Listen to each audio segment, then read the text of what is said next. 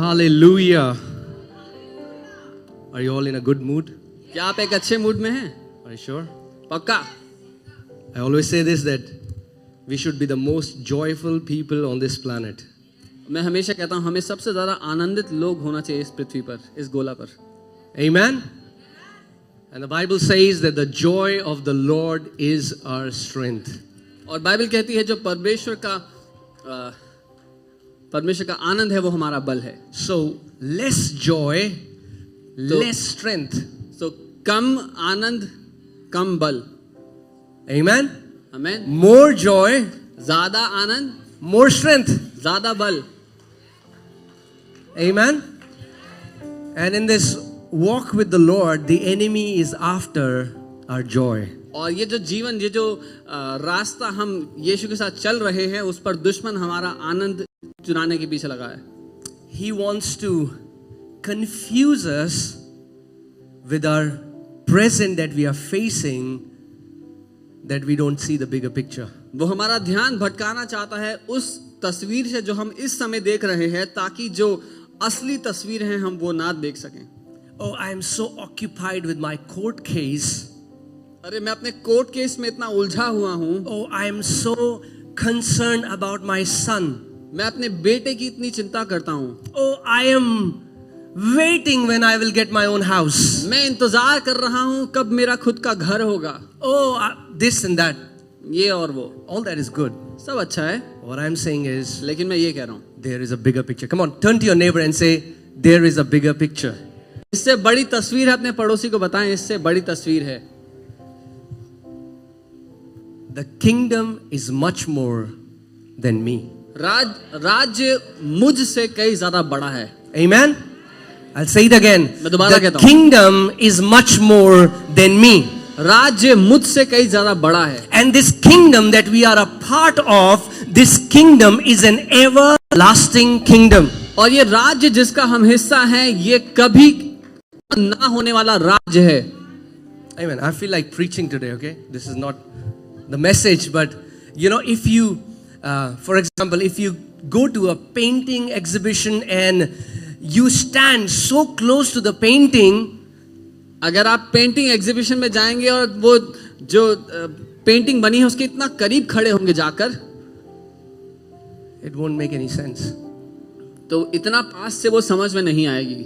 But if you take few steps back, कुछ कदम पीछे करो, and then you see the beauty of this painting. और तब उस तस्वीर की खूबसूरती आपको दिखाई देने लगी. Many times we are so concerned about our personal life that we forget that we are a part of a much greater family.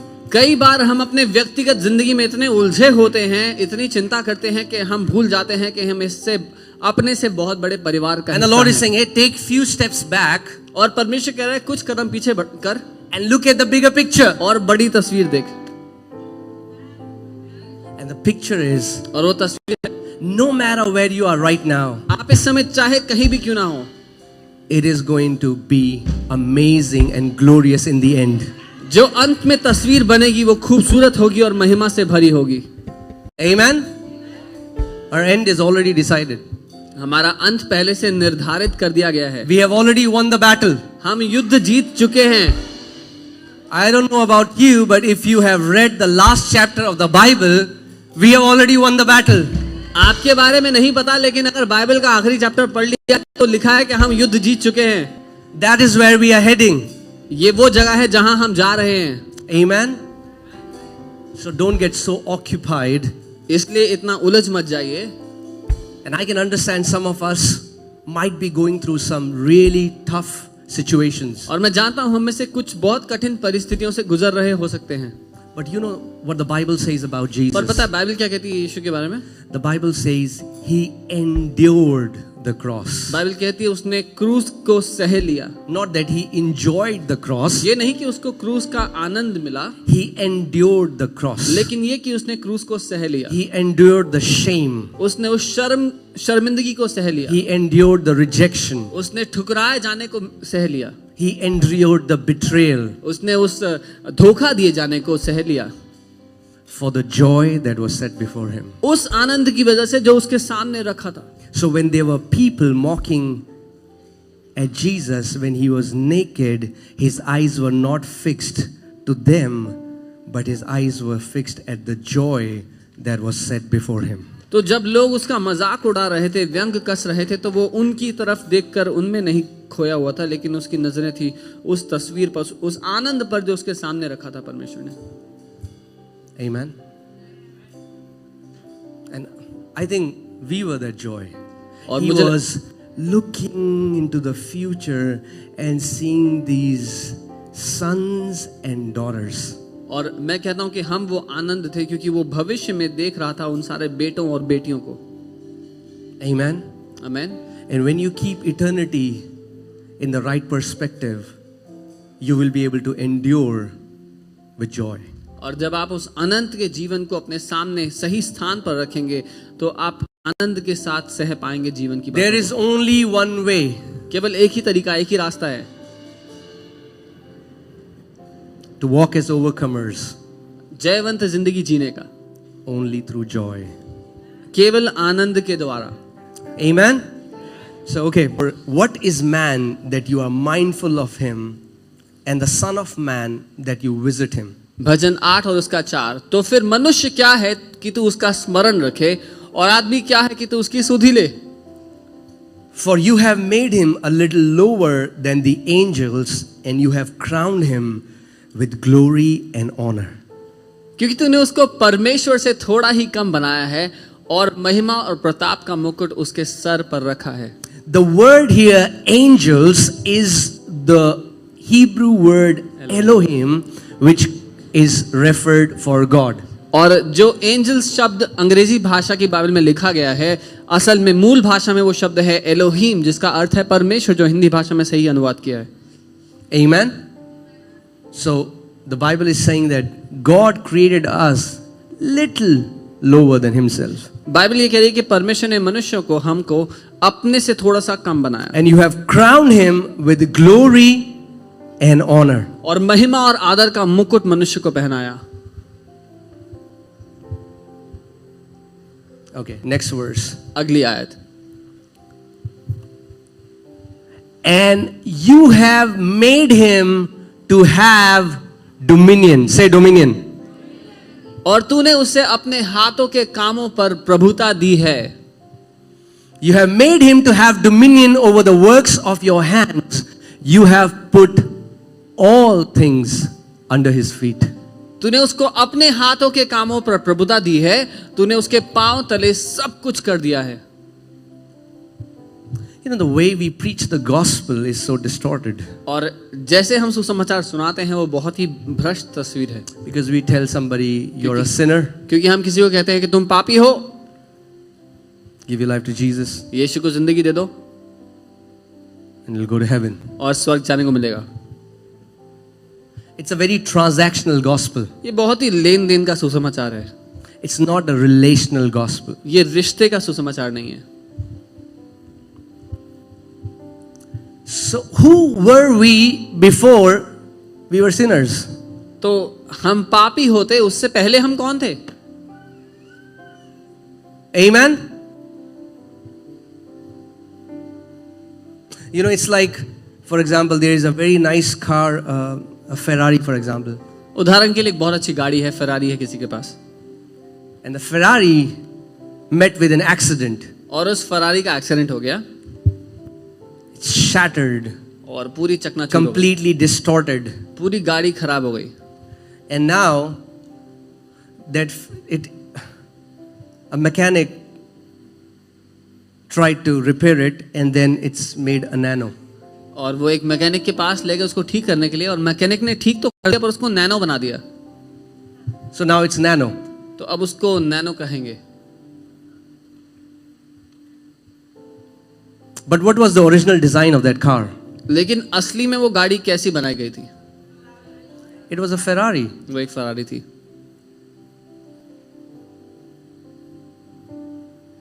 What was our original design? हमारी असली बनावट क्या थी? Who were we before there was a fall? हम कौन थे इससे पहले कि पाप मनुष्य जाति में प्रवेश करता? Who was Adam before Adam fell? आदम कौन था पाप में गिरने से पहले? Because if you don't understand what your original design is, you will never understand what you have been redeemed back to. क्योंकि अगर आप ये नहीं जानते कि आपकी असली बनावट क्या थी, असली किस तस्वीर में आप बनाए गए थे, तो आप नहीं जानेंगे कि आपको जब छुड़ाया गया तो वापस कैसा बना दिया गया। Luke 3:38. लूका 3 I उसका want you to 38। see who Adam was मैं चाहता हूं आप देखें आदम कौन था before the fall. पाप में गिरने से Before पहले। Adam became a sinner, who was Adam? इससे पहले कि आदम एक पापी होता, पापी बनता, आदम कौन था? You know, it's the book of genealogies and different, you know, like a telephone directory. This gave birth to this, and this person gave birth to this. और ये वंशावली का अध्याय है, इसमें वंशावली बताई गई है कि इसने इसको जन्म दिया, इसने इसको जन्म दिया। And the son of Enos, the son of Seth, the son of Adam, the son of God. और अंग्रेजी में ऐसा लिखा है, और इनोश का पुत्र जो शेत का पुत्र था, और शेत आदम का पुत्र था, और आदम परमेश्वर का पुत्र था। Come on, church, do you get it? क्या आप समझते हैं कलीसिया? You are not a sinner. आप पापी नहीं हैं, You were a son. आप एक बेटे थे। Your identity is a sinner was a temporary identity. ये पहचान कि आप पापी हैं एक थोड़े समय की पहचान थी, But our eternal identity is that we are a son. लेकिन हमारी जो अनंत की पहचान है, कभी खत्म ना होने वाली पहचान, वो When the ये है Bible कि हम says बेटे हैं। when we have fallen short of the glory, we fell from our position of a son. Bible कहती है कि हम महिमा से गिर गए, वो जो महिमा का स्थान, परमेश्वर का बेटा होने का स्थान मनुष्य को दिया था, उससे हम गिर गए। And because we fell from the position of a son, और क्योंकि हम बेटे के उस स्थान से गिरे, another son came एक और बेटा उस जगह आया, and gave us his position. एक और बेटा आया और उसने हमें अपनी जगह दे दी। Do you get it? That's why the Bible says, whom the son sets free. You had to be set free by a son, not by the father, but by a son. इसीलिए Bible कहती है जिसको पुत्र ने आजाद किया वो निश्चय आजाद है। जरूरी था कि आप एक पुत्र के द्वारा, एक बेटे के द्वारा आजाद किए जाते। Jesus gave you his own place. यीशु ने आपको अपना स्थान दे दिया। Amen. Are you getting this, church? You were always created to be a son. आप बनाए ही एक बेटे के स्वरूप में गए थे। But when sin entered, our DNA was corrupted. लेकिन जब पाप ने प्रवेश किया तो हमारी बनावट भ्रष्ट हुई, And we could no more function as a son. और तब हम परमेश्वर के बेटे की तरह काम नहीं कर सकते थे। That's why the Bible says, as many as received him, to them he gave the power to become the sons of God. इसीलिए बाइबल कहती है जितनों ने उसको ग्रहण किया, परमेश्वर ने उनको परमेश्वर के पुत्र होने का अधिकार दिया। He gave you, he restored the authority back to you so that you can function as a son. उसने वो अधिकार आपको वापस इसीलिए लौटाया कि आप परमेश्वर के बेटे के स्वरूप में जी सकें, काम कर सकें। That's why the greatest title you can get on this earth is a son. इसीलिए सबसे बड़ा ओहदा जो इस पृथ्वी पर किसी को भी मिल सकता है वो है परमेश्वर का बेटा होने का। That's why the Bible says now the creation is groaning for the manifestation of apostles, no prophets, no pastors, no reverends, no. इसीलिए बाइबल कहती है कि सृष्टि कर्रा रही है परमेश्वर के प्रेरितों का नहीं, भविष्यवक्ताओं का नहीं, प्रचारकों का नहीं। The creation doesn't respond to the voice of apostles. Don't Srishti misunderstand what I'm saying. सृष्टि प्रेरितों की आवाज को नहीं जवाब देती, गलत ना समझे जो मैं कह रहा हूं। The creation doesn't respond to missionaries. Srishti missionaries की आवाज को जवाब नहीं देती। The creation responds to the sound of sons. सृष्टि जवाब देती है बेटों की आवाज को। The creation has to obey the sound of a son, because to a son all things were put under his feet. सृष्टि को जवाब देना पड़ता है उस बेटे को, क्योंकि बेटे के पांव के तले परमेश्वर ने सब कुछ रख दिया था। Are you getting it? It's about us being restored back to our image of son. ये हम हैं जो वापस उस बेटे की तस्वीर में लौटाए जाते हैं. The greatest position that you can function is that of a son of God. वो सबसे बड़ा स्थान जहां से आप जिंदगी जी सकते हैं वो है परमेश्वर का बेटा होने का स्थान. Amen. And as many as believed him, to them he gave the power, the authority to manifest as a son of God on this earth. और जितनों ने उस पे विश्वास किया उनको उसने अधिकार दिया वो सामर्थ्य में परमेश्वर के बेटे के स्थान में चलने और फिरने का. Amen, church. Are you alive? Are you getting it? Okay, so you know what? So that you get it, the mandate that was given to Adam, who was a son, was the mandate of dominion. और जो मकसद परमेश्वर ने आदम को बनाया उसको जो काम दिया वो काम था प्रभुता और राज्य करना. So what God said, my son Adam, I'm going to put everything under his feet and he's going to walk in dominion. So परमेश्वर ने ये किया जब उसने सारी सृष्टि को बना दिया तो उसने कहा मेरा बेटा जो है आदम मैं उसके अधिकार के अधीन सारी बातों को कर दूंगा और वो उस पर राज्य करेगा. So the first thing that was told to Adam and Eve after God created them, he blessed them and then he said, I want you to have dominion over the fish of the sea, the fowls of the air, every creeping thing that creeps on the face of the earth. और जब परमेश्वर ने आदम और हवा को बनाया तो सबसे पहले उसने उनको आशीष दी और फिर कहा मैं चाहता हूं कि तू प्रभुता करे आकाश के पक्षियों पर, पानी में जितनी मछलियां हैं उन पर और पृथ्वी पर रहने वाले जंतुओं पर. So right now on this earth, तो इस समय इस पृथ्वी पर you are on a training assignment. आप एक प्रशिक्षण के लिए भेजे गए हैं. The training is learning to walk in dominion. और वो प्रशिक्षण है अधिकार में जीना. So everything that comes against you, तो जो कुछ आपके विरोध में आता है you can receive it as why me? तो आप उसको या तो ऐसे ग्रहण करें कि अरे मेरे साथ ही ऐसा क्यों होता है. हमने तो किसी का बुरा नहीं चाहा, हमने तो किसी के लिए बुरा नहीं किया, हम तो किसी के लिए बुरा नहीं बोलते, फिर हमारे साथ ऐसा क्यों होता है? We never do anything bad for anyone. We never wish anything bad for anyone. Then why does it happen to us? I mean, like whenever I meet people, they say the same thing. जब कभी मैं लोगों से मिलता हूँ वो यही कहते हैं हम तो बहुत अच्छे हैं, हमने किसी का बुरा नहीं किया. We quickly flip to helpless victim mentality. हम बहुत ही जल्दी वो मानसिकता धारण कर लेते हैं जहां पर हम तो बेचारे हैं, हम तो कुछ नहीं हो सकता हमारा. मैं तो ज्यादा मीठा भी नहीं खाता, मुझे शुगर क्यों हो गई, मैं तो ज्यादा चिंता भी नहीं करता, मुझे ब्लड प्रेशर क्यों हो गया, you know, stuff like that.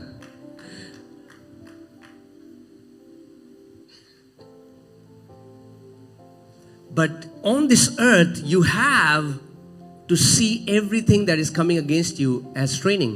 लेकिन इस पृथ्वी पर जो कुछ आपके विरोध में आता है जरूरी है कि आप उसको एक प्रशिक्षण की तरह देखना शुरू करें. You can either look it as sovereignty of God. Oh, God did this with me. या तो आप उसको ऐसे देख सकते हैं कि परमेश्वर जो करता है परमेश्वर ने मेरे साथ किया है ये. Or you can see it as I am a son and I have the power to rule over this situation. और या फिर आप इसको ऐसे देख सकते हैं कि मैं परमेश्वर का बेटा हूं, मेरे पास अधिकार है इस परिस्थिति पर राज्य करने के लिए. Amen. So when a sickness knocks at the door of your heart, तो जब एक बीमारी आपके दरवाजे पे दस्तक देती है you can either say, तो या तो ये कहें अरे, or you can say, no, I am gonna overcome this sickness. या फिर आप कहें नहीं मैं इस बीमारी पे जय पाता हूं. You know why? पता है Because क्यों? I'm a son. क्योंकि मैं परमेश्वर का बेटा हूं. Because I'm a son. क्योंकि मैं परमेश्वर का बेटा हूं. And all things have been put under the feet of sons. और सारी बातें परमेश्वर के बेटों के पांव तले रख दी गई हैं. So there is nothing that the enemy can throw against you that you cannot walk in dominion over. तो ऐसा कुछ भी नहीं है जो दुश्मन आपके विरोध में ला सकता है जिस पर आप प्रभुता नहीं कर सकते. Amen. Are you getting this, church? You know,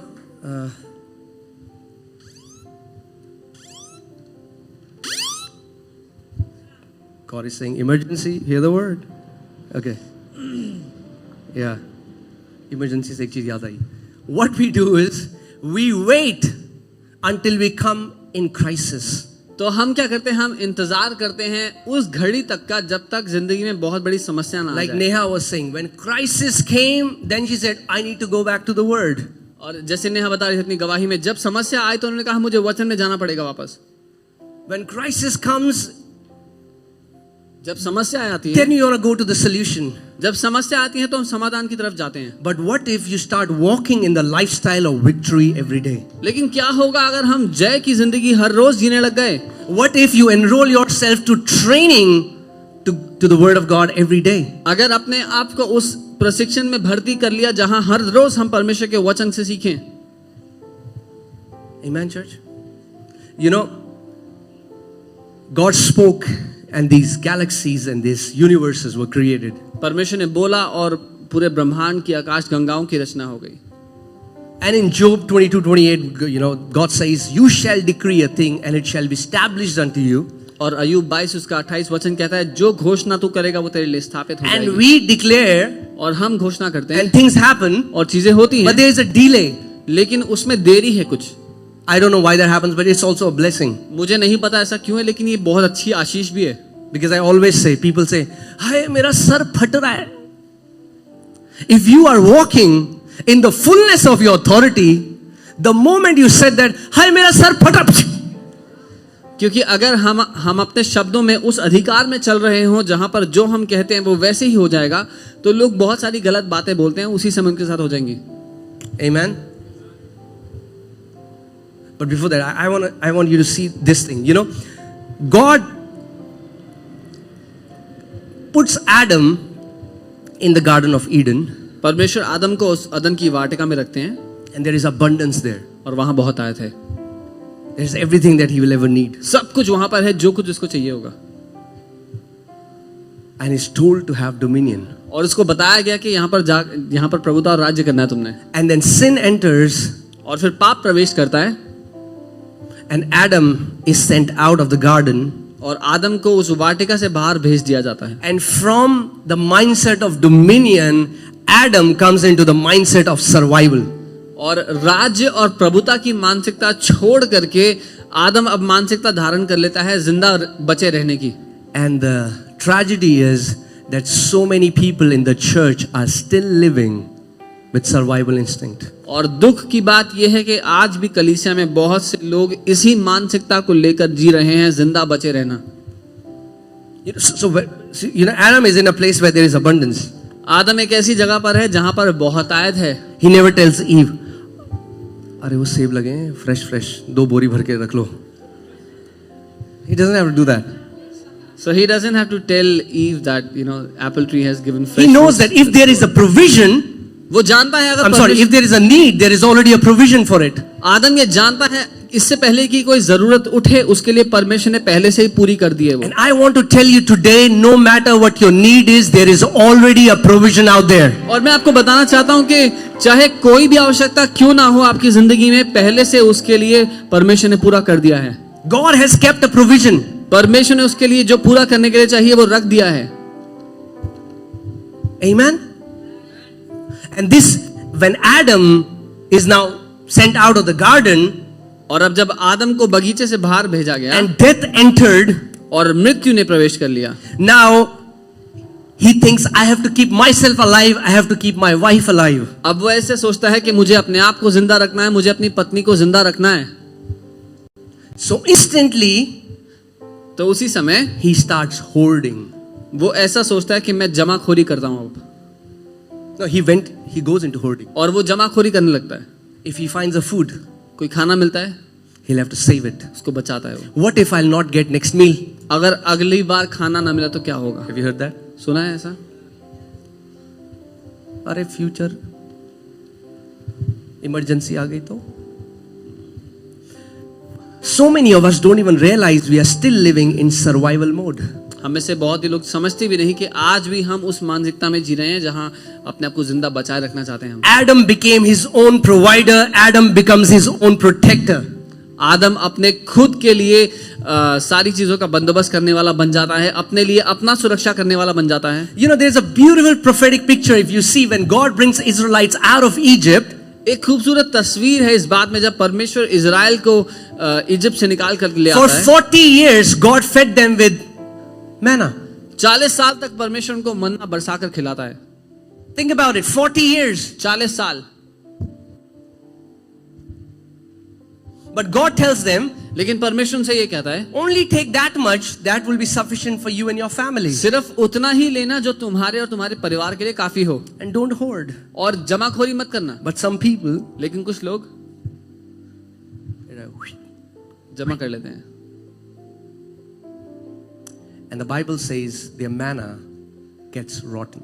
और बाइबल कहती है जो मन्ना उनके पास जमा था वो सड़ गया, And the people who took little, it was always sufficient for them. और जिन लोगों ने कम लिया था वो उनके लिए काफी रहा। Amen, church. Are you getting this? He wants to be a constant source. Even, you know, when the Bible says that the word is a lamp unto our feet, the word is not a floodlight unto our feet. वो निरंतर जीवन भर वो हमारा सोता बने रहना चाहता है। वचन कहता है कि उसका वचन हमारे पांव के लिए दीपक है, हमारे पांव के लिए वो बहुत दूर तक की रोशनी नहीं है, हमारे पांव तक के लिए दीपक है वो। It's a lamp. वो एक दीपक की तरह है। The lamp will not show you the entire path. The lamp will only lighten up next step so that you know when you take the lamp. So it's the walk with the God. You know, He will not reveal you. Okay, you come, this will happen that day, this month. No. He wants you to learn to trust Him.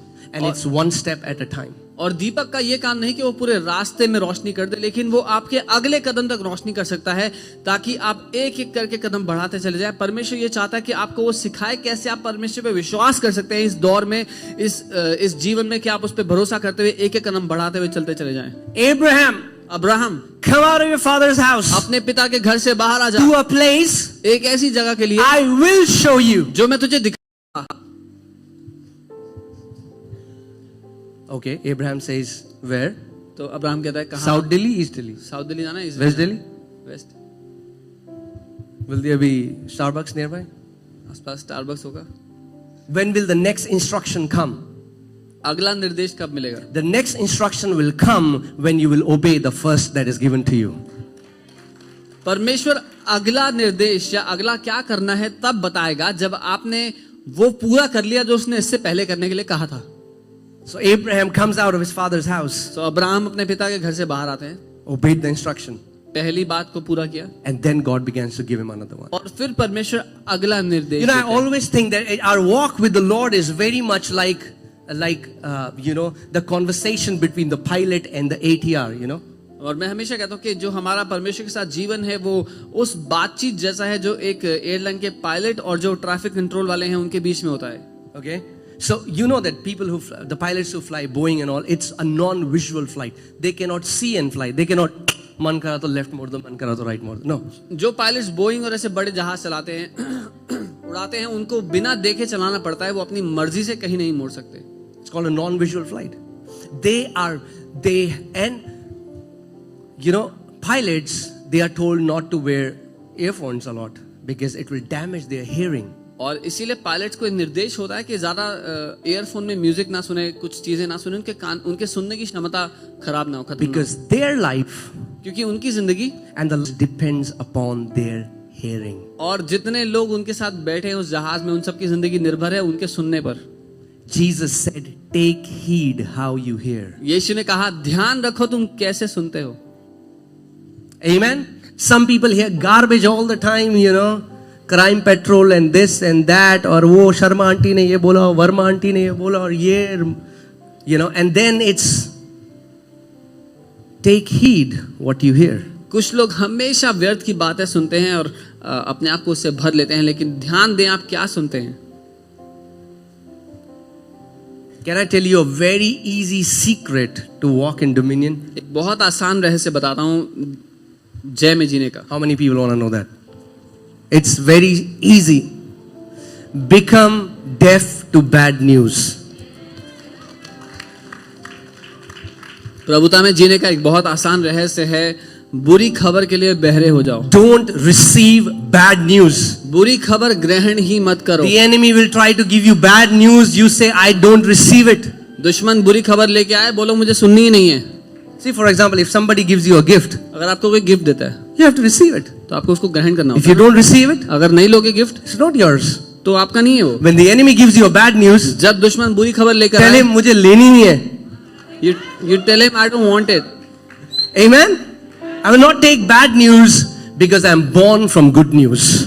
मैं बुरी खबर इसलिए नहीं ग्रहण करूंगा क्योंकि मेरा जन्म अच्छी खबर से हुआ You है। know, and these pilots, you know, the air traffic control room, you know, gives this instruction. Okay, take the altitude of 10,000 feet, whatever. और ये जो पायलट्स हैं इनको निर्देश मिलता है एटीसी से कि 10,000 फीट की ऊंचाई पे आ जाओ। Because the one sitting down at the ATC is seeing the bigger picture. क्योंकि जो एटीसी पे बैठा है वो पूरी तस्वीर देख सकता है। The pilot just has a small window, he can just see clouds and sky. Pilot के सामने एक खिड़की है जिससे उसको सिर्फ बादल दिख रहे हैं आगे के। But the guy sitting at this air traffic control room, he's seeing all the flights, he's seeing what different altitudes or different aircrafts are. और ये जो पायलट जो एटीसी में बैठा है व्यक्ति वो देख सकता है कितनी फ्लाइट कहां से कहां जा रही है, कितनी हाइट पे उड़ रही हैं। In the same way, वैसे ही you can just see a little bit about your life, but the Spirit of God knows the bigger picture. आप अपनी जिंदगी के बारे में भी थोड़ा सा ही जानते हैं लेकिन पवित्र आत्मा पूरी तस्वीर जानता है। You know, one thing I was reading about these Old Testament saints, and if you will see one thing very common about all these saints was they were full of flaws, they were full of weaknesses, but there was one thing that was very common among all of them. और जब मैं पुराने नियम के जो संत हैं, जो महान लोग हैं, उनकी कहानियां पढ़ता हूँ, सब में एक यही बातें पाता हूँ कि उन सब में कमियां थी, सब में खामियां थी, लेकिन उस सब में एक बात सामान्य थी। There was an unquestionable obedience. बिना If you किसी read about all these saints. Abraham didn't say, Abraham, come out of your father's house. क्यों आऊं फादर? या आप bless कर सकते हो तो घर के अंदर भी तो bless कर सकते हो, यहाँ bless कर। You know, we do that with God. बिना किसी सवाल के वो परमेश्वर की बातें मानना जानते थे। जब परमेश्वर ने कहा अब्राहम बाहर आ, तो उसने ये नहीं बोला क्यों आओ, अगर आशीष देने तो यहीं पे दो परमेश्वर के पिता के घर में। God tells Elijah in the times of famine, Elijah, I have prepared provision for you. I have sent provision for you, but you have to go to that brook. I forget the name, whatever that brook was. Elijah said, I have sent a raven. Elijah said, why? If the raven can fly there, raven can fly here. परमेश्वर इलाजा से कहते हैं कि भूखमरी का समय है, सूखा पड़ा, अकाल पड़ा हुआ है, और परमेश्वर से कहते हैं कि मैंने तेरे लिए विश्राम का स्थान बनाया, उस झरने के पास चले जा, वहां पर कौवा तेरे लिए खाना लेकर के आएगा। तो वो बोलता है अगर कौवा वहां उड़ के जा सकता तो यहाँ भिजवा दो उसको। Right? That's how we. हम ऐसे ही करते हैं। So this pilot doesn't say क्यों 10,000 के altitude में क्यों जाऊं, 3,000 में क्यों नहीं जाऊं? No, it doesn't work like that. So the pilot does not question the ATC saying why should I fly 10,000 feet, why should I fly 3,000 feet? ऐसे काम नहीं करता ये। Can I say this, church? The way you fulfill your destiny is so tied to how you respond to the voice of God.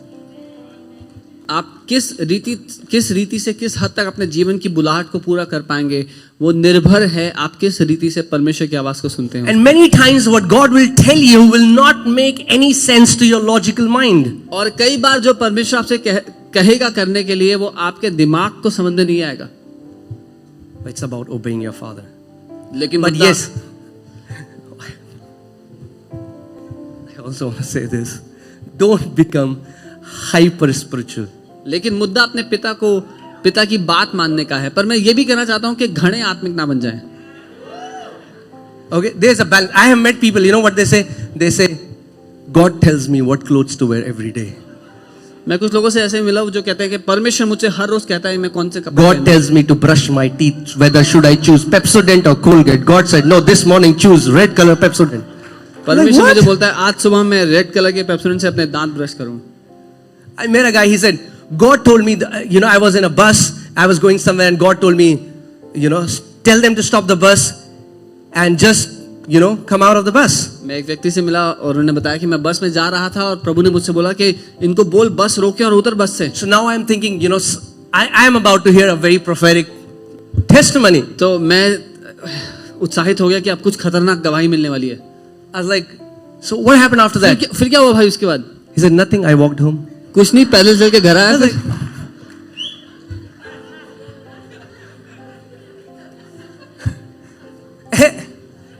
Can I say this? I mean, like, of all the things, सारी बातों में some people say, I cannot hear God's voice. कुछ लोग कहते हैं मैं परमेश्वर की आवाज नहीं सुन सकता।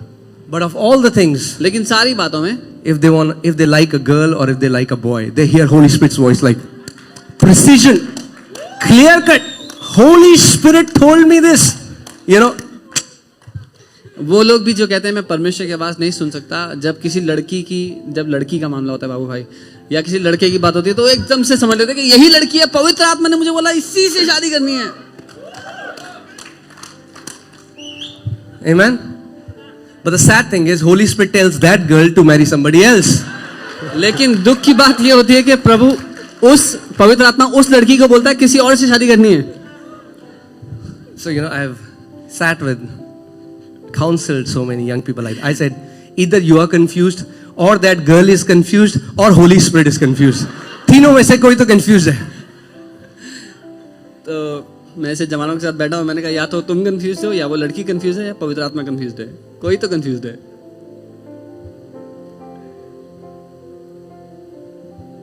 If God has said it, अगर परमेश्वर ने कहा है it will come to pass. तो वो निश्चय पूरा होगा. Amen. That's why, church, we should labor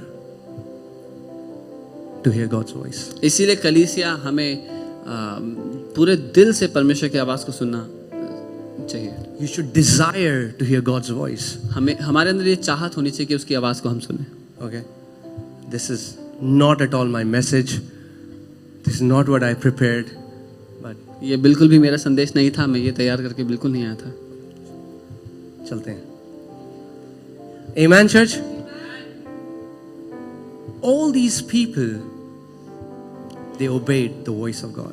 ये सब लोग जो पुराने नियम के हम महान लोगों की बातें सुनते हैं, उनकी कहानियां सुनते हैं, उन्होंने परमेश्वर की आवाज को सुना, उसको पूरा And have किया. you? I'm like, I've heard so many people ask this question. When I hear God's voice, how should I know it's God or it's me? और बहुत से लोग सवाल करते हैं, जब मैं परमेश्वर की आवाज को सुनूं तो कैसे मालूम हो ये मेरी आवाज है या परमेश्वर की आवाज है. Right? You know, it's very easy. बहुत आसान है. Start filling your heart with the Word of God. अपने दिल को परमेश्वर के वचन से भरना शुरू कर दो. Let me tell you why. बताता हूँ क्यों. Hebrews 4:12 says that the Word of God is alive and powerful, sharper than any double-edged sword, piercing even to the division of soul and spirit. इब्रानी 4 उसका 12 परमेश्वर का वचन कहता है, परमेश्वर का वचन जीवित और सामर्थी है, और वो जो हमारा प्राण और आत्मा है उसको भी विभाजित करता है. The Word of God is sharper than any double-edged sword. You know what is sharper than a sword? वो किसी भी दो-धारी तलवार से ज्यादा तेज है. आपको पता है क्या होता है ज्यादा तेज दो-धारी तलवार से भी? A surgery knife. एक सर्जरी का चाकू. Many times we use the Bible as a sword. कई बार हम बाइबल को तलवार की तरह यूज करते हैं. It is written. It is written. ऐसा लिखा है, ऐसा लिखा है. But before you do that, before you use it as a sword, you need to use it as a surgical knife on your heart. लेकिन इससे पहले कि आप वचन का इस्तेमाल तलवार की तरह करें, जरूरी है कि आप वचन का इस्तेमाल अपने दिल पर एक सर्जरी के नाइफ की तरह करें. Amen. It's good if you have a word for everybody in the church. But I always tell these people, ask a word for yourself. बहुत अच्छी बात है अगर कलीसिया में सबके लिए आपके पास वचन होता है, भविष्यवाणी होती है, लेकिन मैं हमेशा कहता हूँ पहले अपने लिए तो वचन मांगो प्रभु से. Amen. And this word, the more word enters your heart, the more the word of God separates your spirit and your soul. और जितना ज्यादा पढ़ेगा उतना ज्यादा वो आपके प्राण और आपके आत्मा को विभाजित करता चला जाएगा, अलग करता चला जाएगा. And I've always, you know, in whatever little amount of time I have been in ministry, I've always seen this. और जो थोड़ा समय मैं सेवकाई में रहा हूं, मैंने ये देखा है हमेशा. Most of the people who miss hearing God's voice don't give time to the word of God. जो लोग परमेश्वर की आवाज सुनने में चूक जाते हैं वो हैं जो वचन में समय नहीं देते. People who don't have any word, who just want to hear a teaching, YouTube teaching, या God TV लगा के बैठ जाते हैं. No. It's you have to study and you have to fill your heart with the word. जो वचन का चेला बनना नहीं चाहते, वचन में समय देना नहीं चाहते, बस या तो YouTube से कोई टीचिंग मिल जाए, God TV से कुछ भी सुन लो. Amen. Turn to your neighbor and say, it's time to study the word. अपने पड़ोसी को कहें समय है वचन पढ़ने का. Amen. पढ़ने का नहीं, अध्ययन करने का. अध्ययन करने का. अध्ययन करने का. What is the difference between reading the Bible and studying it? Start making notes. Bible Start पढ़ना, speaking, memorizing, highlighting. That's what you're doing practically. You have started to study the word, not just read the word. Bible पढ़ने में और अध्ययन करने में क्या फर्क है? पढ़ के छोड़ देना कहानी की किताब की तरह नहीं, लेकिन आप उसको उस पर मनन करते हैं, उसके नोट्स बनाते हैं, अपने आप पर वचन अपने दिल में उतारते हैं। Speak it out. उसको बोलें, उसकी घोषणा करें। It's very powerful. और ये बहुत शक्तिशाली है। Speak the word. वचन बोले, Meditate the word. वचन पर मनन करें, Imagine the word. वचन की कल्पना करें। You know, I always say this. If you want to experience or if you want to receive a miracle, it will always start with your heart. When your heart and your mind or your imagination and your mouth are in alignment, you'll have your miracle. और मैं हमेशा कहता हूँ, अगर आप जब आपका मन और जब आपका दिमाग और आपका हृदय एक जगह होंगे, एक बात में राजी होंगे, तो आपको अपना चमत्कार मिल जाएगा। Amen, church? Are you getting this? So practically what you have to do is feed yourself with the word of God every day. सो अपने आप को वचन से भर लो हर रोज। How will you feed yourself? कैसे अपने आप को वचन से भरोगे? Read the word, study the word, memorize the word, speak the word, meditate on the word. वचन पढ़ के, उसको बोल के, उस पर मनन करके, उसकी घोषणा करके। And I've always seen, you know, the people who are very sound in the word, they always hear God very clearly. और मैंने हमेशा देखा, जो लोग वचन में बहुत ठोस होते हैं, जो वचन में बने होते हैं, वो लोग परमेश्वर की आवाज को बहुत अच्छे से सुनते हैं। Faith comes by the word of God. विश्वास परमेश्वर के वचन के द्वारा By आता है। hearing the word and hearing by the word of God. You know, so if you see, hearing comes from the word of God. और अगर आप देखें, वचन ये कह रहा है कि जो सुनने की क्षमता भी है, वो भी परमेश्वर के वचन से आती है। Amen? So when you keep feeding yourself with the word, जब अपने आप को वचन से आप भरते रहेंगे, your faith will arise in your heart. तो आपके हृदय में विश्वास And not उठेगा। only that, और इतना ही नहीं, you will start to hear God clearly. आप परमेश्वर को स्पष्ट रूप से सुनना शुरू कर देंगे। You will start to become familiar with God's voice. आप परमेश्वर की आवाज को पहचानने लगेंगे। See, imagine if I get a call today उदाहरण के लिए, मुझे आज कॉल आता है and somebody says, "Hello, sir, पहचाना?" और कोई कहता है, सर आपने मुझे पहचाना? नहीं। सर आप उस दिन आए थे हल्दीराम में, आपने छोले भटूरे खाए थे। So what, man? But if Monu calls me and calls me some different phone and she tries to prank me, I'll instantly recognize her voice. लेकिन अगर मेरी पत्नी मुझे दूसरे नंबर से कॉल करके मजाक करने की भी कोशिश करती है, तो भी मैं उसकी आवाज पहचान लूंगा। Amen, church? If I can say it this way, if you just keep filling yourself with the word, hearing will happen automatically. अगर अपने आप को आप वचन से भरते रहोगे, तो परमेश्वर की आवाज सुनना खुद ब खुद होगा। Amen? But your job is to fill. See, so many people say, how can I learn to be led by the Spirit of God? कई लोग कहते हैं कि मैं कैसे परमेश्वर की आत्मा के चलाए चलूं। And that's why they become weird when they say that God told me to. और इसीलिए कुछ लोग घने आत्मिक हो जाते हैं जब वो कहते हैं, परमेश्वर ने मुझसे बोला ये कपड़े पहनने को, And God told me this and God told me that. परमेश्वर ने मुझे ये बोला, परमेश्वर ने वो बोला। So how should we genuinely learn to be led by the Spirit of God? तो कैसे हम सच में परमेश्वर की आवाज के चलाए चले?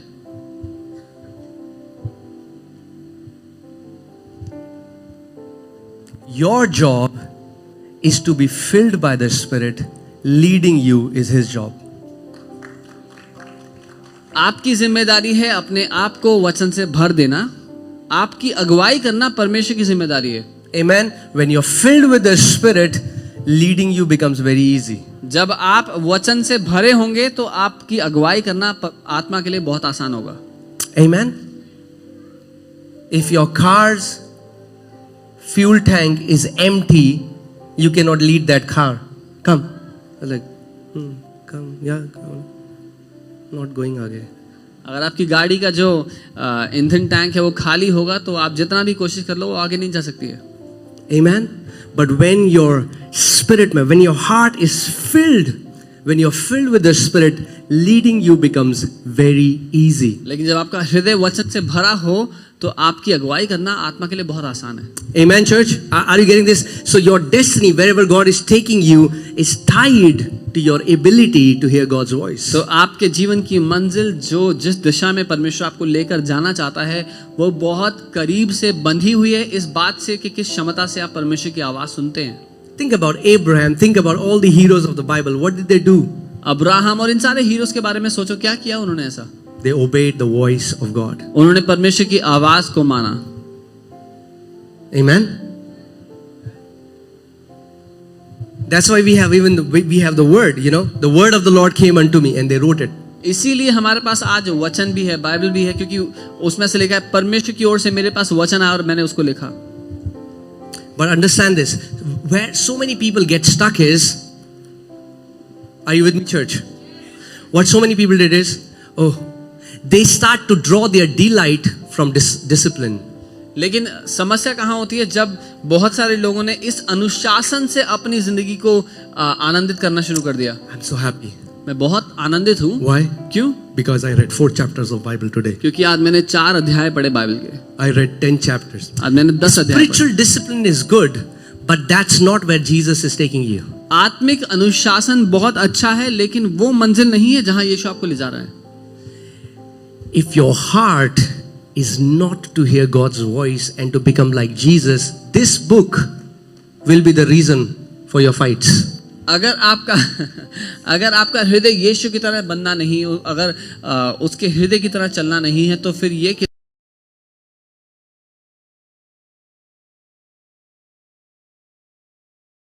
Spank people and, you know, correct people and whatever. ये किताब ही है जो फिर लोगों की निंदा करवाएगी, उन पर हमला करवाएगी। You know, Jesus, these Pharisees, और जो फरीसी थे, if you know Pharisees, अगर आप फरीसियों को जानते हैं उनके बारे में, still today they continuously speak the Torah. आज तक भी, आज की सदी में भी फरीसी लोग बार बार लगातार तोरा दोहराते रहते You know, I was in Jerusalem sitting in a bench next to a Pharisee. मैं जेरूसलम में था, एक बेंच पर बैठा था, मेरे बगल में एक फरीसी बैठे हुए थे। He constantly was doing this. और वो बस यूं ही कर रहे थे, तोरा दोहरा रहे थे। So I looked at him. मैंने उनको देखा, I smiled. मैं मुस्कुराया, He looked at me. मुझे देखा और वो तोरा दोहराते रहे।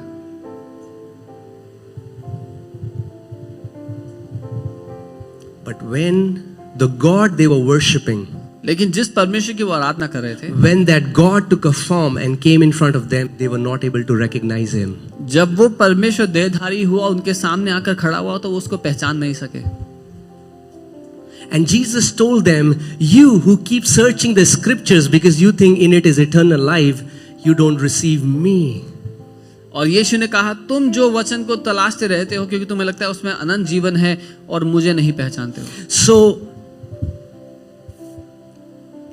the focus is not to read 10 chapters a day. इसीलिए जो हमारा मकसद है, लक्ष्य ये नहीं कि 10 अध्याय रोज पढ़ना है। The focus is not that I'll memorize 800 verses and then I'll walk like this. लक्ष्य ये नहीं कि मैं 800 आयतें रट लूंगा फिर ऐसे चलूंगा सबके सामने। The focus is, Lord, लेकिन मकसद ये है, let this word challenge me. कि पिता तेरा ये जो वचन है ये मुझे चुनौती दे। Let your word change me. तेरा वचन मुझे बदल दे। Let your word enable me so that I will encounter the living word. तेरा वचन मुझे क्षमता दे कि मैं उस जीवित परमेश्वर का साक्षात करूं। Amen. So I'm not just satisfied reading the word. I want to hear his voice as well. तो मैं केवल वचन पढ़कर ही आनंदित नहीं हूँ, खुश नहीं हूँ, लेकिन मैं उसकी आवाज को सुनना चाहता हूँ इस वचन के साथ। And if I can tell you, you know, every scripture in the Bible is like a door if you understand it spiritually. और आत्मिक दुनिया में बात करूँ तो हर एक आयत जो है वो एक दरवाजे की तरह है आत्मिक दुनिया के लिए। You can encounter God through the word. आप परमेश्वर का अनुभव कर सकते हैं, परमेश्वर का आमना सामना कर सकते हैं वचन के द्वारा। The written word जो लिखित वचन है will always lead you to the spoken word. लिखित वचन हमेशा आपको उस जीवित वचन तक ले जाएगा।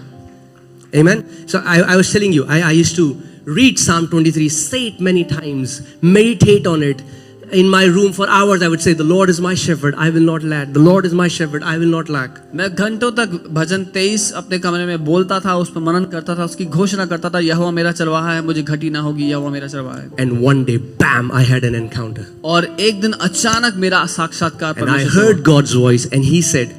और मैंने परमेश्वर की आवाज को सुना, उसने मुझसे कहा, I make a covenant with you मैं तेरे साथ ये वाचा करता हूँ that you will never lack in your life. कि तू अपने जीवन में कभी भी कमी नहीं देखेगा. From that day उस दिन से till today, आज तक I have never lacked, I will never lack. You know why? मैंने ना तो कभी कमी देखी ना देखूंगा. पता है क्यों? Because I know I encountered Him. क्योंकि मुझे पता है मेरा आमना सामना उससे हुआ उस दिन. Are you getting this, church? So that, I think I've shared this, but I again want to encourage you. मैंने पहले ही बताया, लेकिन मैं आपको प्रोत्साहित करना चाहता So Psalm 91, I used to speak it out, meditate on it. He who dwells on the secret place of Most High shall abide under the. I was just saying it again and again in my room. हूँ. भजन 91 मैंने आपको बताया कैसे मैं उसमें मनन करता था अपने कमरे में. मैं उसकी घोषणा करते रहता था. वो जो परमेश्वर के छाए हुए स्थान में बना रहता है, बहुत बार मैं उसकी घोषणा करता Again, था. just a written word. वो केवल लिखित वचन है. I was working in a company in Noida. So I used to live in Malviya Nagar. From there, I used to ride my bike and go to Noida. और मैं मालवीय नगर में रहता था और नोएडा में मेरी कंपनी थी जहाँ मैं काम करता था. मैं बाइक से जाया करता था हर रोज. So I was before this. I was in before D&D. I was there and I was riding my bike like around 80 kilometers per hour. D&D से पहले की बात है, मैं लगभग 80 किलोमीटर पर आवर की स्पीड पे था. And I was just thinking about the office, the work that I have to do. और मैं ऑफिस के बारे में क्या काम करना जाके वो सोच रहा था. Suddenly, अचानक it felt as if somebody had kept powerful 1000-watt speakers all around my ears. वो ऐसा हो गया अचानक उस समय बाइक चलाते हुए कि जैसे किसी ने 1000 वॉट के बहुत ऊंचे सुनाई देने वाले स्पीकर मेरे कानों के दोनों तरफ रख दिए हैं. And I started hearing this. और मैं सुनने लगा. He who abides under the shadow of Almighty. वो जो सर्वशक्तिमान के छाए हुए स्थान में बना रहता है. This loud sound, and I was like, who is talking? और मैं हैरान हो गया, इतना तेज मुझे वो आवाज आ रही थी. मैं कह रहा हूँ कौन Somebody बात कर रहा है? started to speak Psalm 91 so loudly. कोई बहुत जोर से भजन 91 मेरे कानों में बोलने लगा. Instantly there was a car on my right. This guy, lost his balance and he turned. His car like drifted towards left, and I tried to apply brake, but then I fell down and the bike went and bike hit that car with a super speed. और अचानक जो मेरे दाईं ओर गाड़ी थी उसने अपना balance loose कर दिया और वो रोल करती हुई जा रही थी. और मैंने रोकने की कोशिश की तो मेरी बाइक स्किड हुई और जाके बहुत तेज उस गाड़ी में टकराई. The impact was so powerful that the bonnet of the car came out.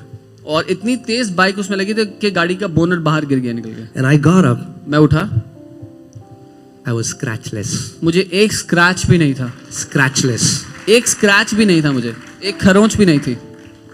See, guys, what many people don't understand is they think, oh, if it is written in the Bible, it will happen automatically. No, sir, that will not happen automatically. जो बहुत लोग नहीं समझते वो ऐसा सोचते हैं कि अगर बाइबल में लिखा है तो अपने आप हो जाएगा मेरे साथ. जी नहीं, ऐसे नहीं होगा. If you have kept some apple seeds above your refrigerator, will you eat apple fruits? अगर आपने सेब के कुछ बीज अपनी फ्रिज के ऊपर रखे हैं तो क्या थोड़े समय में सेब खाने को मिलेगा फ्रिज से? जी नहीं. If you color them red? अगर उनको लाल कर दिया पेंट करके तब भी नहीं. No.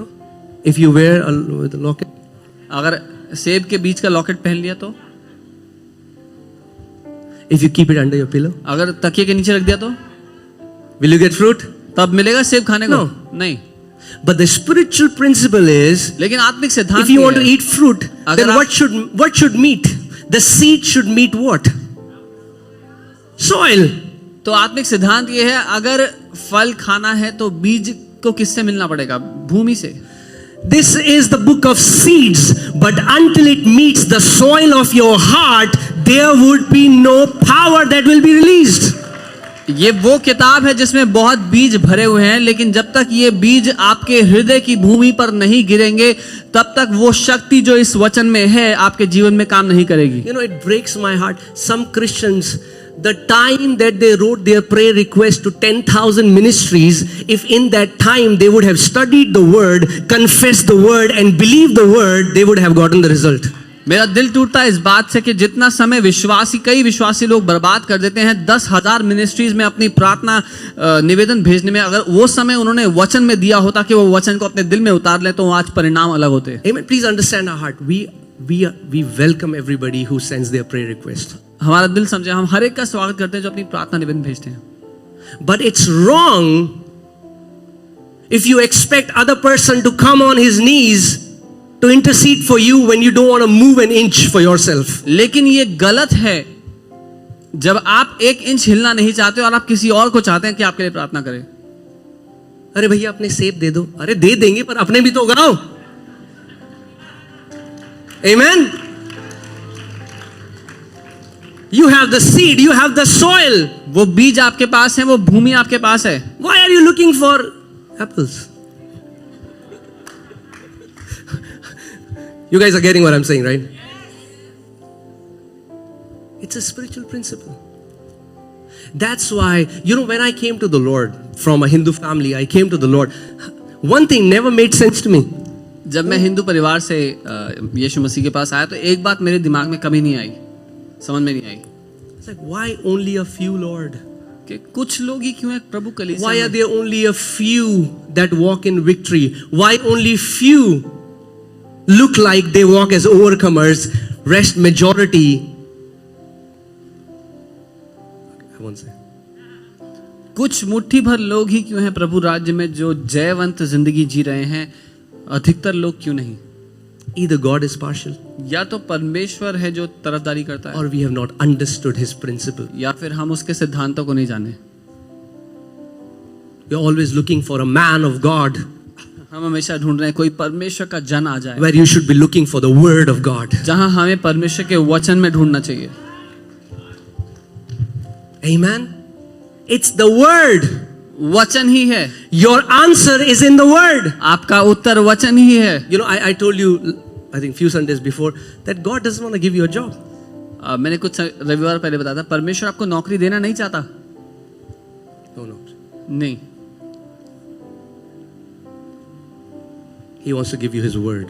वो आपको अपना वचन देना चाहता है। Your job, your provision, आपकी नौकरी, your जो कुछ आपको marriage, चाहिए, your आपकी शादी, healing, आपकी your चंगाई, prosperity, आपकी your समृद्धि, deliverance, आपका छुटकारा, everything is in the Word. हर एक बात वचन के अंदर ही है। God gave you His Word. परमेश्वर ने आपको अपना वचन दिया है। And every answer, okay, can I say this? No matter what you're going through. चाहे आप किसी भी बात से गुजर रहे हैं। Oh, I'm going through a rough marriage. मैं एक खराब शादी से गुजर रहा हूँ। I want a baby.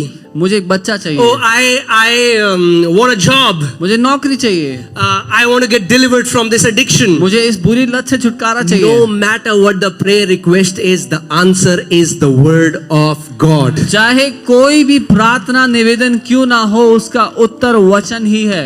And aren't we like that? What do we call that? Musk deer. Yeah. Believers are like that. Musk deer. Yeah. Kasturi. Mrig. कस्तूरी मृग की तरह है विश्वासी लोग। They are going around with the answer, trying to find the answer. वो The यहाँ answer is वहाँ always with you. यहाँ वहाँ भटक रहे हैं, उत्तर ढूंढ रहे हैं, उत्तर खुद के अंदर है। Amen. Come on, turn to your neighbor and say, पड़ोसी को देखें start reading. और कहें पढ़ना शुरू कर दो। Start reading. पढ़ना शुरू कर दो। Start feeding. खाना शुरू कर दो। Amen. Reading is feeding. पढ़ना ही खाना है। When you're reading the Word, जब आप वचन पढ़ते हैं you're feeding yourself. तो अपने आप को आप खिलाते हैं। Can I say this? Don't be offended if you are one of them. नाराज That's ना okay. हो अगर उनमें से एक हो जो मैं There are कहने many Christians वाला हूं। बहुत सारे मसीह हैं who don't fellowship with the Word. जो वचन से समय नहीं बिताते वचन में। Do you know the Quran calls believers people of the Word? क्या आप जानते हैं कुरान विश्वासियों के लिए कहती है ये वचन के लोग हैं। Think about that. उसके बारे में सोचें। They know us as people of the book, people of the Word. वो हमें जानते हैं किताब के लोग या वचन के लोग के नाम से। And there are many believers who don't read the Word. और बहुत से विश्वासी हैं जो वचन। I knew a brother, मैं एक भाई को जानता a था, believer, विश्वासी। and he was a fan of a worship leader. वो एक आराधक के बहुत बड़े फैन थे। So, like sometimes believers quote the Bible, he's वचन से बताते हैं कि इस भजन में ऐसा लिखा है, वहां ऐसा लिखा है। वो बात करते थे कि उन आराधक के इस गाने में ऐसा लिखा है। so he would be talking and say, हाँ ब्रदर, जैसे देखो, जैसे जो गीत है, खुदा से मांगो मिलेगा, उसका वादा है वो देगा। तो वो ऐसे बात किया करते थे।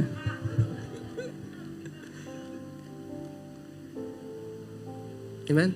Church, I think the Lord is leading us to a place where He wants to push us that we start spending time on the Word. That is a firm foundation. The Word of God is a firm foundation. I'll say it again. The Word of God is a firm foundation. I'll say it again. The Word of God is a firm foundation. कलीसिया ये वो स्थान है परमेश्वर जहां हमें ले जाना चाह रहा है, क्योंकि परमेश्वर का जो वचन है वो एक ठोस चट्टान है, वो एक ऐसी चट्टान है जिस पर हम खड़े रह सकते हैं, वो एक ऐसी नींव है जिस पर हम बने रह सकते हैं। Amen. Even the visions are not the firm foundation. जो दर्शन हम देखते हैं वो भी एक ठोस नींव नहीं Now है। they are powerful वो शक्तिशाली दर्शन and they होते have to हैं be filtered through a word. और उनको छानना, उनको देखना जरूरी है परमेश्वर के वचन के द्वारा। The firm foundation is the word. लेकिन जो ठोस नींव है जिस पर हम खड़े रह सकते हैं जिंदगी भर, वो वचन ही है।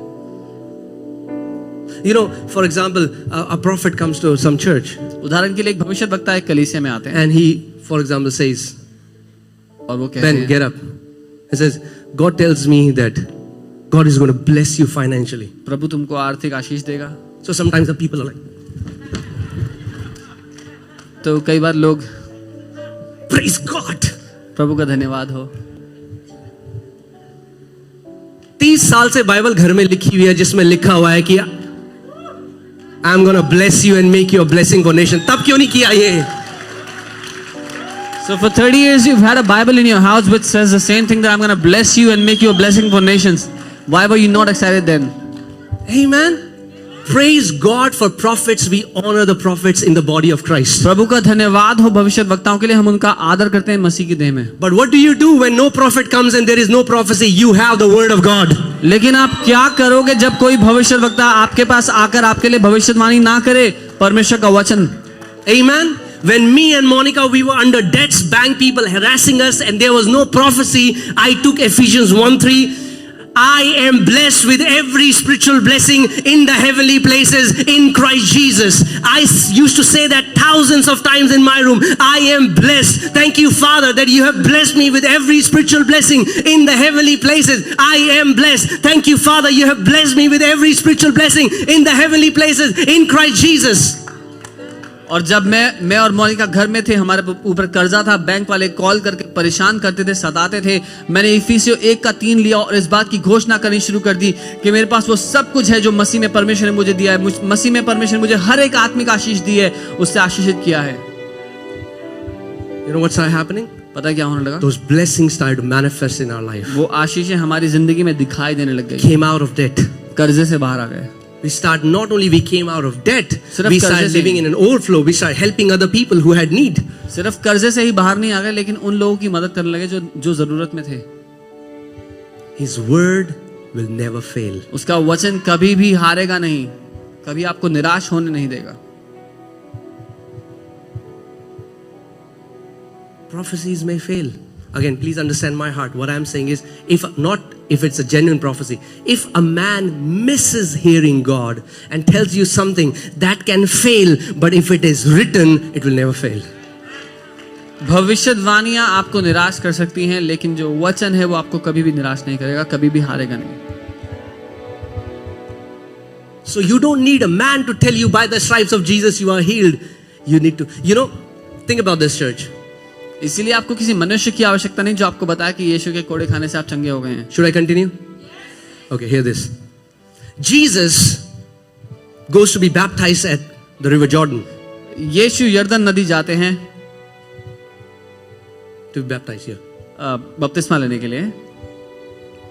And focus, Sammy, focus. And had this spectacular encounter with the Father. और पिता के साथ उनका एक ऐसा महिमा से भरा हुआ साक्षात्कार होता है। This is my beloved son in whom I am well pleased.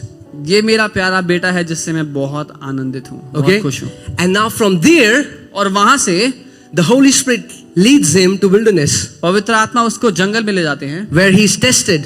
जहां पर उसको परखा जाना है। And Satan tells him, और शैतान उसको परखते हुए कहता if है, you are the son of God, अगर तू परमेश्वर का बेटा है, if, अगर, Jesus didn't say, यीशु ने ये Satan, नहीं कहा, शैतान सुन, सुना नहीं मेरे पापा ने क्या बोला अभी? Didn't you hear what my father said? Jesus didn't win with Satan quoting a vision. He overcame him by quoting the word. यीशु ने शैतान पर विजय अपने दर्शन को बता करके नहीं पाई, लेकिन जो लिखित वचन है वो बता करके पाई। Think about that. Jesus would have said, hey, didn't you hear what my father said? He said, I am his beloved son. यीशु को ये कहना चाहता है, तुम्हें नहीं पता मेरे पिता ने क्या कहा है, ये कहा है कि मैं उसका प्रिय बेटा हूं। And he could have won like that as well. और ऐसे भी जीत सकता था, But he wanted to set an example for everybody to follow. लेकिन वो हर एक के लिए चलने के लिए उदाहरण देना चाहता था। You know, I've read many books. I've been to meetings wherein Christians have so complicated spiritual warfare. मैंने बहुत बार बुक्स देखी हैं, बहुत सारी सभाओं में गया हूं जहां पे मसीह लोगों ने आत्मिक मल्लयुद्ध को बहुत ज्यादा कंफ्यूज करने वाला बना दिया है। And you have to apply oil on 10 different pillars and you have to go on the mountain tops. 10 स्तंभों पर तेल लगाना है, अभिषेक तेल, और फिर आपको प्रार्थना के लिए पहाड़ पर जाना है। Jesus didn't do any of that. यीशु ने इसमें से कुछ भी नहीं किया। He is head on with Satan. वो शैतान का सामना कर रहा है, आमने सामने खड़ा है। What did he do? क्या किया? He said, Satan, बोला शैतान, it is written. वचन में ऐसा लिखा And है, he spoke the word. और उसने वचन बोला। The best spiritual warfare is speak the word of God. सर्वोत्तम आत्मिक मल्लयुद्ध, सबसे उत्तम आत्मिक मल्लयुद्ध है जब आप वचन की घोषणा करते हैं। You don't need to learn 7 ways of spiritual warfare from Minnesota, whatever. आपको कहीं से खास 7 आत्मिक मल्लयुद्ध के तरीके सीखने की जरूरत नहीं है। You don't need to learn all the names of the demons. सारे भूत प्रेतों के नाम सीखने की जरूरत नहीं है। What you need to do is क्या करने की you जरूरत need to है? speak the word. आपको वचन की घोषणा करनी आनी। When Satan tells you, जब शैतान कहता you है will not survive in this pandemic, तू इस महामारी में बचेगा नहीं, you can say, Satan, आप कह सकते हैं शैतान, it is written. लिखा है, He will bless me with a long life and show me the fullness of my salvation. कि वो मुझे लंबी आयु से आशीषित करेगा और अपने उद्धार की परिपूर्णता मुझे दिखाएगा। This plague will kill you. ये बीमारी तुझे मार देगी, No plague shall come near my dwelling. कोई रोग मेरे घर के करीब भी नहीं आ पाएगा। It is written. ऐसा लिखा है, 1,000 may fall at my side and 10,000 at my right hand, but it shall not come near me. कि 1000 मेरे बाईं और 10,000 मेरे दाईं ओर गिरेंगे, लेकिन मेरे निकट कोई विपत्ति नहीं आएगी। What are you doing? आप क्या कर रहे हैं? You're doing the best spiritual warfare. आप सबसे उत्तम आत्मिक मल्लयुद्ध लड़ रहे हैं, Speaking the word. वचन को बोलकर। Speak the word. वचन को बोलें। Amen, church. Amen. Do you know there are 6,000 major and 36,000 minor promises in the Bible? क्या आप जानते हैं 6,000 प्रमुख और 36,000 दूसरे वायदे परमेश्वर ने वचन में हमें दिए हैं। Think about that. A kid goes to a shop एक बच्चा दुकान में जाता है and the shopkeeper says, और दुकान वाला कहता है, your dad has purchased the entire shop. आपके पापा ने दुकान में जो कुछ था सब कुछ खरीद दिया है। There are 36,000 candies. 36,000 टॉफी हैं, Take as much as you can. जितनी लेनी है ले लो।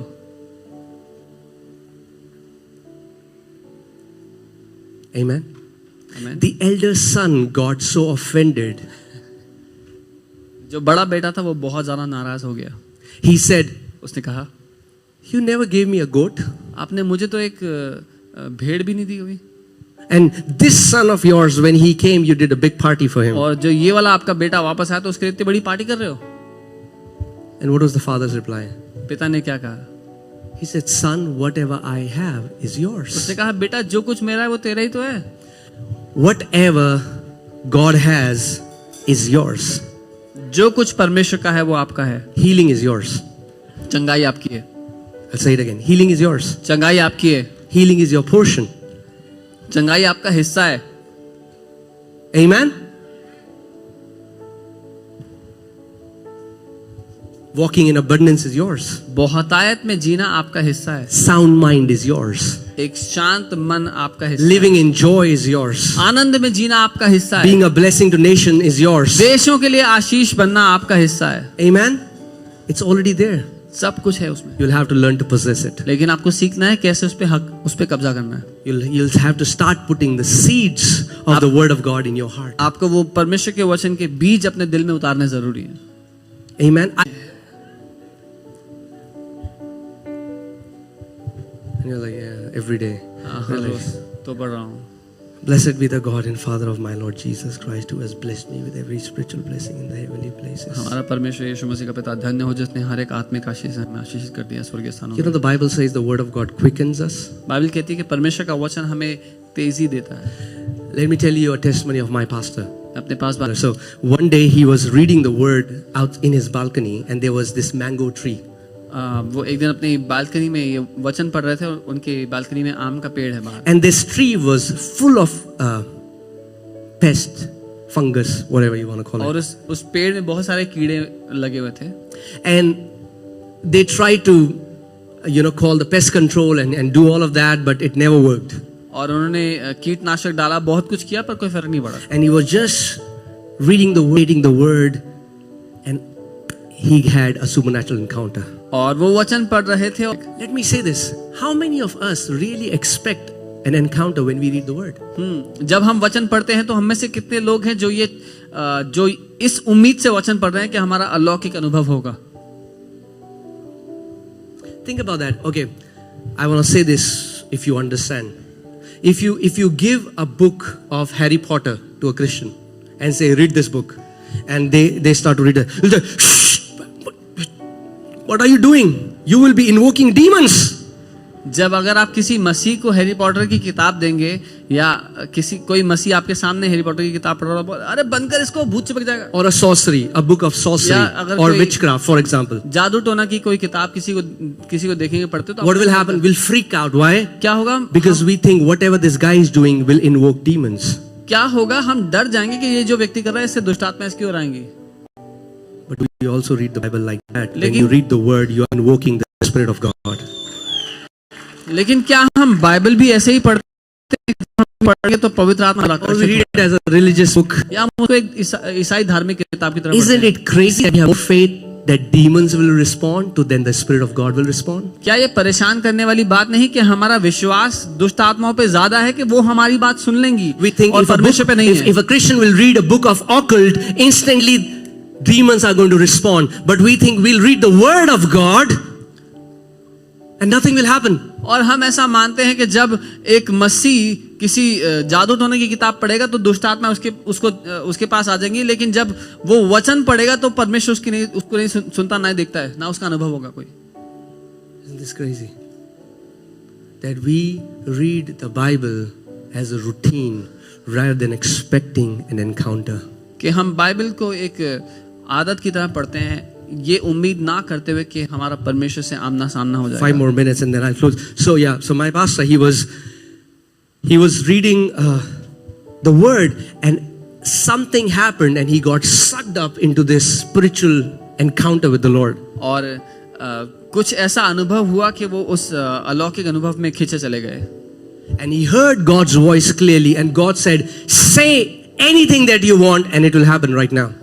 और वो परमेश्वर के सामने खड़े थे और उस अनुभव में, और परमेश्वर ने कहा जो तू कहेगा, इस समय जो तू कहेगा वो हो जाएगा। And he said, I was so full of energy that he looked around, what should I do? और उन्होंने कहा मैं इतना ऊर्जा से भर गया कि मैं आसपास देख रहा था क्या कहूं। So he looked at this tree. उन्होंने उस पेड़ को देखा and he said, let this tree be restored back to health. और कहा ये पेड़ वापस स्वस्थ हो जाए। In front of his eyes, zoop, zoop, zoop, all the fungus began to disappear and the tree was restored. उनकी आंखों के सामने वो सारा फंगस जो लगा था वो गायब होने लगा और वो पेड़ वापस स्वस्थ हो गया।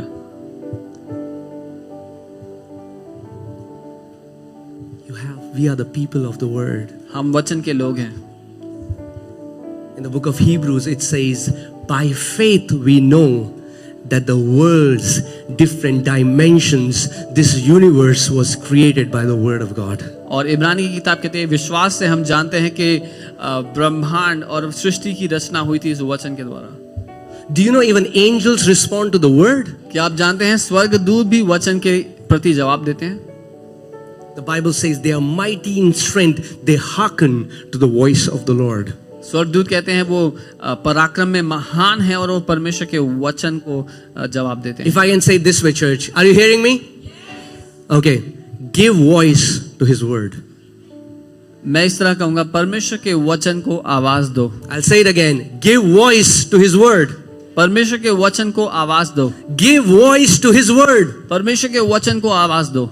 The word enters your heart as a seed, but comes out from your mouth as a double-edged sword. वो वचन आपके हृदय में एक बीज की तरह जरूर प्रवेश करेगा, लेकिन जब बाहर निकलेगा तो एक दो धारी तलवार की तरह When the आएगा। word enters my heart, it renews me, but when it comes out of my mouth, it changes the situations around me. जब वचन मेरे अंदर जाता है तो वो मुझे नया करता है, लेकिन जब वचन मेरे मुंह से बाहर आता है तो मेरे आसपास की दुनिया को नया करता है। How many of you really speak the word? आप में से कितने लोग सच में वचन बोलते हैं? You don't need to raise up your hands. But I'm asking you a question. हाथ उठाने वाला सवाल नहीं, लेकिन मैं आपसे सच में कह रहा हूँ, Is it in your discipline to speak the word? क्या आपके जीवन शैली का हिस्सा है, आपके अनुशासन का हिस्सा है?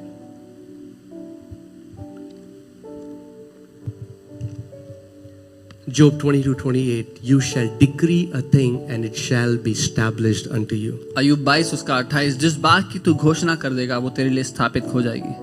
Amen. So church, every day now when you read the word, कलीसिया हर दिन जब आप बाइबल पढ़ते हैं, when you're reading, it will come to a point wherein God will personally speak to you through a verse. जब आप Bible पढ़ेंगे तो ऐसा समय आएगा जब परमेश्वर आपसे व्यक्तिगत रूप से आपसे बात करेगा। Highlight it. उस वचन को हाईलाइट, Start speaking it. उसको बोलना शुरू Put it करें, on your wall. अपनी दीवार पर लिखें, Meditate on it उस पर मनन करें, until you have a word encounter. जब तक वचन के साथ आपका आमना सामना ना हो जाए। Is Nishikant here? Nishikant. Okay, not here. Okay. There's a guy Nishikant in the church. Many of you will know him.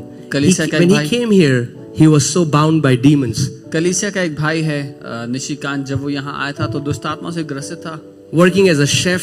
एक I chef, think he was in Dubai or I don't know. एक chef But का whenever वो काम कर रहे whenever he'll put on his, working clothes, he'll start to puke और continuously. वो Dubai में शेफ का काम कर रहे थे, और जैसे ही वो शेफ के कपड़े डालते उनको उल्टी होने लगती और तबीयत खराब होती। Came back, he said he went to multiple witch doctors in Delhi. वो वापस आए और उन्होंने कहा वो जहां हो सका हर एक ओझा जादू टोना करने वाले के पास गए। Then he went to many pastors. फिर बहुत सारे पास्टर्स के पास गए। Then he came when we were in Narayana. और जब हम नारायण में थे तो वो वहां पर आए He said, "Pray, I have this problem." और कहा मेरे लिए प्रार्थना As करो, I मेरी was ये समस्या है। praying, तो जब मैं प्रार्थना कर I रहा था, just felt that nothing is going to happen. जब मैं प्रार्थना कर रहा था, मुझे आभास हुआ कुछ फर्क नहीं पड़ेगा। So I told him, मैंने उनको कहा कुछ, I said, "I'll pray."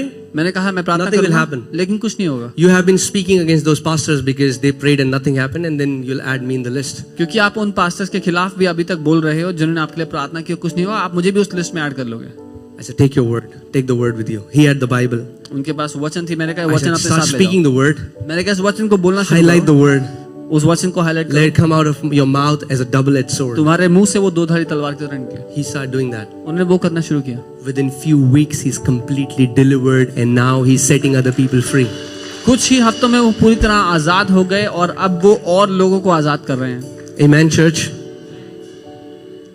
Can we stand up, please? आइए अपने सामने खड़े हो जाएं।